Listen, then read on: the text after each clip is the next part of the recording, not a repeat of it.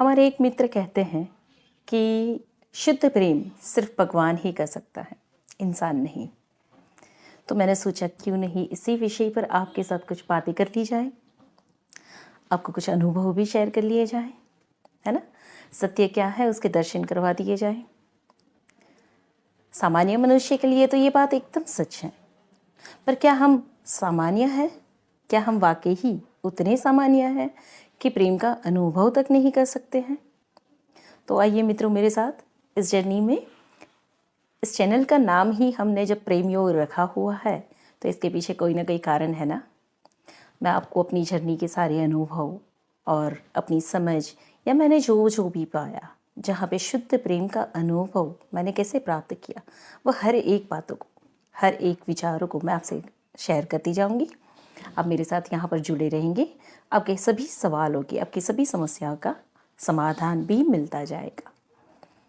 तो सबसे पहले तो इनका ये प्रश्न है कि इनका ये कहना है या मानना है, प्रश्न तो नहीं कहेंगे, हम ये कह सकते हैं कि इनका ये मानना है कि प्रेम, शुद्ध प्रेम सिर्फ ईश्वर कर सकता है, हम मनुष्य नहीं। तो पहले ये समझिए कि हम है कौन। हम है कौन? क्या हम इस जीवन में जो मनुष्य हैं, जो शरीर हमने धारण किया है, जो नाम हमने पाया है, जो उपलब्धियां हमने पाई हैं, क्या यही हमारी सच्चाई है? क्या हम यही हैं? हम सिर्फ यही हैं या हमारी सच्चाई इससे भी ऊपर है? हम जो आज तक अनुभव करते हैं, हम जो आज तक महसूस करते हैं, है ना, अनुभवों की बात है, सोच विचार की नहीं। सोच विचार आपकी बुद्धि करती है, पर अनुभव तो आपका हृदय करता है। और कभी न कभी जीवन में आपने एक बार किसी न किसी के लिए एक छोटा सा, हल्का सा ऐसा प्रेमपूर्ण अनुभव तो किया ही होगा, भले वो एक क्षण का ही क्यों ना हो, पर वो शुद्ध प्रेम का अनुभव तो किया ही होगा, भले एक क्षण का हो।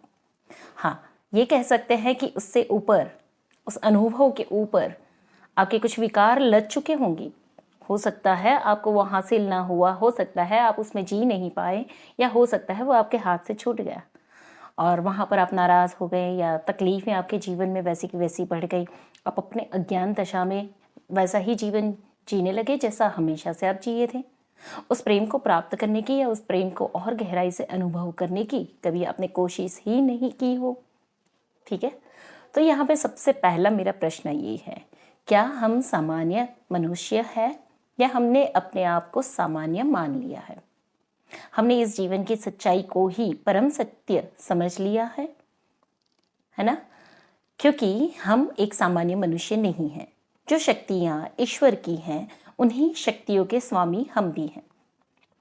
हमें सब कुछ दिया हुआ है, 2 हाथ, 2 पैर, 2 आँखें, 2 कान, सब कुछ दिया, एक ज़बान, यहाँ तक कि हमारी और 5 इंद्रियाँ जो कि ज्ञानेंद्रिय है ना, जिससे हम देख सकते हैं, जिससे हम स्पर्श कर सकते हैं, जिससे हम स्वाद चख सकते हैं, जिससे हम सारे अनुभव ले सकते हैं, सुन सकते हैं। सब कुछ हमें दिया हुआ है। तो टोटल हमारी इतनी सारी सेंसेस, टोटल 10 सेंसेस, और उसके ऊपर एक और सेंस हमें मिली है जो है हमारी अति इंद्रिय, यानी कि इंट्यूशन सेंस। इन सब के साथ हमें यहाँ धरती पे भेजा गया है। इतनी सारी सेंसेस के साथ हमें धरती पे भेजा गया है। तो सभी प्राणियों से ज़्यादा शक्तिशाली, ज़्यादा पावरफुल हम इंसान हैं। इंसान और ईश्वर दोनों में कोई फर्क नहीं है। फर्क सिर्फ इतना है कि भावनाओं का, जैसे ईश्वर शुद्ध गुणों के साथ वास करते हैं और हम मनुष्य दूषित गुणों के साथ भी जीवन जीते हैं, बस उतना सा फर्क है ना। ईश्वर का रूप देदीप्यमान है, तेजवान है, तेजस्वी है, प्रकाशवान है, और मनुष्य के रूप में हम थोड़े से धुंधले पड़ चुके हैं, बस फर्क इतना ही है। हम संतान तो उसी ईश्वर की हैं, तभी तो उसे हम परम पिता परमेश्वर कहते हैं। हम उसकी पूजा करते हैं, हम उसे अपना सर्वस्व कहते हैं, हम उसके जैसा बनने की कामना करते हैं। तो हम अंदर ही अंदर मानते तो हैं कि हाँ, हम ईश्वर की ही संतान हैं। इस धरती पर जीवन हमने हमारे माँ बाप ने दिया, पर आत्मा जहाँ से अलग होकर इस धरती पर आई है वह परमपिता परमेश्वर ही है, वह पूर्ण दिव्य शक्ति ही है जिसके हम अंश हैं। तो अगर वो हमारा सम्राट है, हमारे पिता ही पूरे जगत के सम्राट हैं, तो हम रंक कैसे हुए? हम फकीर कैसे हुए, है ना। हम तो एक राजा की संतान हैं, हम इतने बड़े साम्राज्य के जो स्वामी हैं, जो हमारे पिता है परम पिता परमेश्वर, उनकी संतान है, उनके सभी दिव्य गुण भी हम में हैं। अब रही बात कि शुद्ध प्रेम सिर्फ भगवान ही कर सकता है, इंसान नहीं, क्योंकि आपने अपने आप को इंसान मान लिया है। समझना शुरू करिए, आप उसी भगवान की संतान हैं और मैं दिव्य हूँ। हाँ, मैं दिव्य हूँ, तो मेरे अंदर वो प्रेम, वो करुणा, वो धीरज, वो समर्पण, वो विश्वास, वो श्रद्धा, वो भक्ति, ऐसे दिव्य गुण मेरे अंदर भी हैं। कहीं ना कहीं पे उसके बीज पड़े हुए हैं। अब आपको थोड़ी सी मेहनत करनी है, और क्या करना है, थोड़ी सी मेहनत करनी है, इन सारे गुणों को आपके अंदर प्रकट करना है। जब भी आप किसी के साथ जुड़े, आपको सिर्फ इतनी मेहनत करनी है कि आप सिर्फ लौकिक औपचारिकता से ही उसकी मदद ना करें या उसके साथ ना बैठें, पर ये महसूस करें कि क्या इसके साथ बैठने से आपके दिल को अच्छा लग रहा है, क्या आपके बैठने से उसके जीवन में, आपके उसके साथ बैठने से उसके जीवन में कोई परिवर्तन आ रहा है, क्या आपके मन में उस व्यक्ति के लिए अच्छे भाव हैं, उसका भला हो, वह सुखी हो।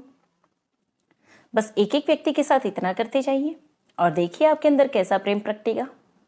जब प्रेम की बात आती है ना, तो हम सभी को प्रेम चाहिए, पर देने में हम बड़े कंजूस हैं। हम देना नहीं चाहते। चाहिए तो हम सभी को, पर हम देना नहीं चाहते। हम सोचते हैं कोई हमसे भरपूर प्रेम कर जाए, कोई हमें भरपूर प्रेम दे जाए, कोई हमें स्वीकार कर जाए, कोई हमारे साथ ये व्यवहार कर जाए। पर क्या हम वैसा ही व्यवहार दूसरों के लिए करते हैं, दूसरों के साथ करते हैं? अगर हाँ, तो फिर ये वाक्य आपके लिए सत्य नहीं हो सकता। और नहीं, अगर आप नहीं कर पाते हैं तो आपको अपने आप को जानना होगा। आपको वो चीज़ दूसरों को देनी होगी जो आपको चाहिए। हमेशा से आप चाहते हैं कि आपको ये मिले, बस यही है। तो जब हम कहते हैं कि ईश्वर, सच्चा प्रेम सिर्फ ईश्वर कर सकते हैं, मनुष्य नहीं, तो ये सरासर गलत है। मनुष्य ही वो सच्चा प्रेम कर सकता है, और उस सच्चे प्रेम को प्राप्त कर कर ही वो ईश्वर बन सकता है। जगत में जितने भी ईश्वर हैं, उन्होंने धरती पर आकर एक ही संदेश दिया, सिर्फ प्रेम। मनुष्य को उन्होंने सिर्फ एक ही चीज सिखाई, सिर्फ प्रेम। जब आप पूर्ण भक्ति में होते हैं, आप प्रेम में होते हैं। जब आप किसी व्यक्ति के साथ गहरे प्रेम के अनुभव में होते हैं, उसे अपना प्रेम व्यक्त करते हैं, उस समय आप प्रेम में होते हैं। जब एक छोटे से बच्चे को आप गले से लगाते हैं, उस समय आप प्रेम में होते हैं। एक माँ अपने नए जन्मे हुए बच्चे को जब छाती से लगाकर दूध पिलाती है, तो वो प्रेम में होती है। प्रेम के कई स्वरूप हैं, प्रेम का एक ही स्वरूप नहीं है। पर हम जितना देख पाते हैं, हम उतना ही प्रेम को अनुभव कर पाते हैं, उतना ही हम समझ पाते हैं। प्रेम सागर से भी गहरा है, प्रेम सागर से भी गहरा है।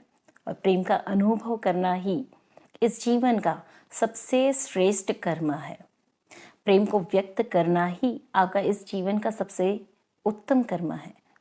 इससे बड़ा कोई कर्म नहीं है।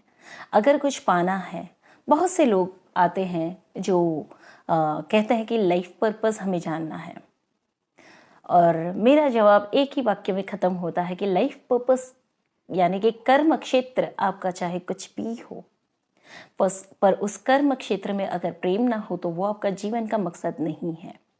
किसी भी कार्य में अगर आपने प्रेम को ऐड कर दिया, मिश्री की तरह उसमें घोल दिया, तो समझिए वही कार्य आपका पर्पस होगा, जीवन की एक एक क्षण प्रेम में बिताना। आज इस विषय को ट्विन फ्लेम जर्नी के चैनल पे मैं क्यों शेयर कर रही हूँ, क्योंकि अगर आप जीवन में कभी एक बार किसी से प्रेम महसूस किए हैं और फिर आपकी जर्नी बहुत दुखदायक हो गई है, आपको लगता है कि ये जर्नी आपको छोड़नी है, प्रेम जैसी कोई सच्चाई नहीं है, सब कुछ फेक है, ऐसा कुछ होता नहीं है, तो यकीन मानिए अभी तक आपने अपने अंदर का सफ़र शुरू नहीं किया। बाहर मनुष्य के रूप में शरीर से आपको चाहे कितने भी दुख झेलने पड़े, पर आपकी आत्मा जानती है कि वो परम सुख, परम आनंद आपको अपने भीतर से ही मिलने वाला है। और जब आप इस जर्नी में अपने भीतर जाते गए, जितने गहराई में जाते गए, तो आप देखते हैं कि आपने अपने सारे शैडो यानी कि अहंकार, मैल, माया, राग, द्वेष, सारी उलझने, सब कुछ पीछे छोड़ दिया और बच गया क्या? सिर्फ एक सनातन सत्य, वो है प्रेम। प्रेम पाना नहीं है, प्रेम को धारण करना है। प्रेम करना नहीं है, खुद ही प्रेम बन जाना है। आप हो और वही प्रेम है। प्रेम किसी से करना नहीं है, खुद ही प्रेम बन जाना है। प्रेम के लिए किसी के पीछे दौड़ना नहीं है। आप ही प्रेम का वो तीर्थ बन जाएंगे जहां पर आपके सान्निध्य को पाकर लोग धन्य हो जाएंगे। बस यही है प्रेम। तो कौन कहता है कि ईश्वर ही सच्चा प्रेम कर सकते हैं? मनुष्य भी कर सकते हैं, है ना। मनुष्य ही प्रेम का साकार स्वरूप है। ईश्वर प्रेम का मूर्त स्वरूप है। जिन्हें हम मूर्तियों में देखते हैं, फोटो में देखते हैं, उनकी कहानियों में सुनते हैं, पर मनुष्य ही प्रेम का साकार स्वरूप है, जो जीवित है, जिसे प्रत्यक्ष हम देख सकते हैं। और इस पूरे जीवन का, इस धरती का, इस ब्रह्मांड का सनातन सत्य ही प्रेम है। प्रकृति ही प्रेम है, ईश्वर ही प्रेम है। अगर ये प्रेम है तो पूरी धरा है, पूरा ब्रह्मांड है, पूरा विश्व है। अगर ये प्रेम नहीं है तो यहाँ पे कुछ भी संभव नहीं है, क्योंकि प्रेम से ही माँ 9 महीने बच्चे को गर्भ में पालती है। प्रेम से ही माँ सारी पीड़ा को सहकर बच्चे को जन्म देती है। और उसी प्रेम से माँ अपने पूरे अस्तित्व को एक करके जब बच्चे को दूध पिलाती है तो उसके शरीर का रक्त दूध बनकर उसकी छाती से निकलता है। ये प्रेम ही तो है। प्रेम ही तो है जो एक शरीर से दूसरे शरीर का सर्जन होता है। और ये प्रेम ही तो है जहाँ पर एक मनुष्य दूसरे मनुष्य से, उसके शरीर से नहीं पर उसकी आत्मा से, उसके बाह्य रूप से नहीं पर उसके मन की सुंदरता से प्रेम करता है। बस आपको ये सीखना है, और जब आपने ये सीख लिया आपका ये जीवन सफल हो गया। जब तक ये नहीं सीखा आपको जन्म लेना पड़ेगा, धरती पे आना पड़ेगा। पर जिस दिन आपने ये सीख लिया, इस जन्म और मृत्यु के साइकिल से, इस चक्रव्यूह से आप पर हमेशा हमेशा के छूट गए। आप सभी फकीरों को देखिएगा, जितने भी महान व्यक्ति हो गए उनको देखिएगा। साईं बाबा को देखें, कृष्ण को देखें, बुद्ध को देखें, महावीर को देखें, या फिर जीसस को देखें, या और भी कोई बड़े महान व्यक्ति हो गए जिनको आज हम परमपिता परमेश्वर कहते हैं, या उनके मैसेंजर्स कहते हैं, या उनकी पूजा करते हैं, उनमें श्रद्धा रखते हैं, विश्वास रखते हैं, यहाँ तक कि माता को पूजते हैं। हर त्योहार में हम अलग अलग प्रकार के, हनुमान जी को ही देख लीजिए, जिन्हें आप श्रद्धा रखते हैं, जिन्हें आप पूजते हैं। क्या उनकी भक्ति में श्री राम के प्रति अपूर्व प्रेम नहीं झलक रहा था? वो प्रेम से ही तो भरे थे, तभी तो वो अपनी छाती चीर कर उसमें राम और सीता की जो फोटो थी वो दिखा सके, क्योंकि उनके हृदय में रहते थे। ईश्वर प्रेम से उनके हृदय में रहते थे। उनका प्रेम ही इतना, उनकी भक्ति ही इतनी दृढ़ थी कि वो कहीं पे भी ईश्वर के दर्शन कर सकते थे। राम नाम लिखकर जिन पत्थरों को उन्होंने समुद्र में फेंका वो सेतु बन गया, वो पत्थर तैरने लगे। प्रेम ही तो था। पर हम मनुष्य अपने आप को बहुत तुच्छ मानते हैं। हम समझते हैं हम साधारण सामान्य मनुष्य हैं। जी नहीं, हम साधारण और सामान्य मनुष्य नहीं हैं। हम उसी दिव्य परमपिता परमेश्वर की संतान हैं, और वही हृदय हमारे अंदर भी है। साईं बाबा एक सामान्य संत थे, फकीर थे, न जाने कहाँ से आए थे। उनका इतिहास, उनका भूतकाल किसी को नहीं पता है। सॉरी। और साईं बाबा को देखिए, पूरे जीवन भर उन्होंने सिर्फ लोगों को प्यार बांटा। पूरे जीवन भर उन्होंने सिर्फ लोगों को प्यार बांटा।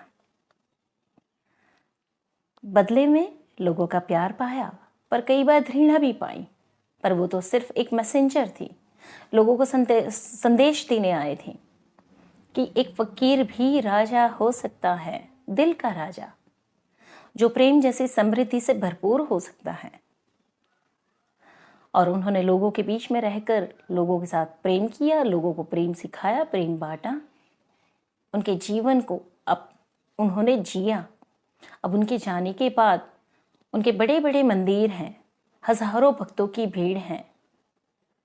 हम क्या ढूंढते हैं उनके पास, जिन्होंने पूरे जीवन भर एक एक एक जैसे कहते हैं कि गहना या एक मुद्रा या एक चीज़ अपने पास नहीं रखी। उनके जाने के बाद उनकी पूजा, उनकी भक्ति हम सोने से करते हैं, पैसों से करते हैं। क्या उस फकीर को आपके पैसे या आपके धन की कोई आवश्यकता रहेगी? क्या उनको उसकी चाह है? नहीं ना, वो तो प्रेम का भूखा है। प्रेम से माथा टेक दिया, उसके आशीर्वाद मिल गए। तो बस यही समझना है कि इस जीवन में हमने प्रेम क्या है उसे समझा नहीं है। प्रेम को हमने लेन देन का माध्यम समझ रखा हुआ। अगर आपको किसी से प्रेम हो गया तो बदले में उस व्यक्ति को आपको प्रेम देना ही पड़ेगा, आपको साथ देना ही पड़ेगा, आपके साथ जीना ही पड़ेगा। अरे प्रेम में जीना, प्रेम की पलों को जीना, दो व्यक्ति का एक हो जाना तो इस जगत की सबसे सुनहरी स्मृति है। पूरा ब्रह्मांड भी इसकी प्रतीक्षा करता है कि दो प्रेमी एक हो जाए, प्रेम सभर हो जाए और उनके प्रेम से उनके आसपास के पूरे जनजीवन को वो कुछ नया दे। पर सोचिए, क्या वाकई ही आप उस परिस्थिति में हैं जहाँ पर आपके एक होने से एक पूर्ण शक्ति का संचार होता है? और तभी आपके जीवन में हलचल भी होती है, क्योंकि आप अपने आप से नहीं जुड़े। तो प्रेम का एक सबसे पहला और सबसे गहरा संदेश ये है कि सबसे ज़्यादा, सबसे पहला आपको खुद से प्रेम करना है। आपको अपने आप को जानना है, अपने आप को वो समय, वो प्रेम, वो आवश्यकताएं, जो भी आपकी इनर डिज़ायर्स हैं या इनर रिक्वायरमेंट्स हैं, उसे समझना होगा। जिसने खुद को जाना, जिसने खुद को सराहा, जिसने खुद को प्रेम किया, वही दूसरों को प्रेम कर सकता है। जिसने अपने अंदर के उस ईश्वर के दर्शन कर लिए, जिसने अपने आप को पूजा।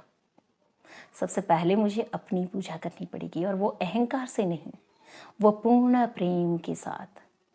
सबसे पहले मुझे खुद को सुंदर बनाना पड़ेगा, सुंदर शरीर से नहीं, सुंदर मन के विचारों से। सबसे पहले मुझे खुद को वो मान सम्मान, वो आसन देना पड़ेगा, अहंकार से नहीं, ईगो से नहीं, आकांक्षाओं से नहीं, महत्वाकांक्षाओं से नहीं, पर सम्मान से अपने आप को वो सम्मान देना। किसी प्रेम के लिए किसी के पीछे ना दौड़ना, किसी प्रकार के दुर्व्यवहार को ना झेलना। कितने बड़े बड़े संतों के जीवन में हमने देखा होगा कि चाहे उनके साथ किसी ने अच्छा किया, किसी ने बुरा किया, पर उन्होंने हमेशा प्रेम ही बांटा। जब तक आपकी अंतःस्थिति यह नहीं बन जाती है कि आपके साथ चाहे अच्छा हो चाहे बुरा हो, पर आप एक प्रेम का स्रोत बन जाते हैं, तब तक का सफ़र आपको अपने साथ करना है। और जब आप ये बन गए, फिर तो क्या है, नदी की तरह बहेगा आपका प्रेम। ऊर्जा चारों तरफ बहेगी, जैसे फूल की सुगंध या एक अत्तर होता है, सेंट, जिसकी फ्रेग्रेंस चारों तरफ फैलती है, बस वैसे ही आपकी प्रेम की महक फैलती ही जाती है। कौन कहता है कि मनुष्य प्रेम नहीं कर सकता? मनुष्य जैसा प्रेम कोई नहीं कर सकता है। ईश्वर को भी गर्व होता है, और ईश्वर को भी इस प्रेम के अनुभव को करने के लिए मनुष्य के रूप में जन्म लेना पड़ता है। और उसका उदाहरण है राधा और कृष्ण का प्रेम। वो एक नहीं हो पाए, सामाजिक बंधनों में नहीं बंधे, पर उनका प्रेम आज भी पूजा जाता है।